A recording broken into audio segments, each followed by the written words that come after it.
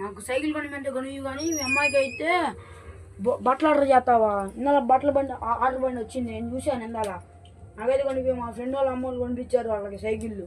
నాకైతే కొనిపివు కదా?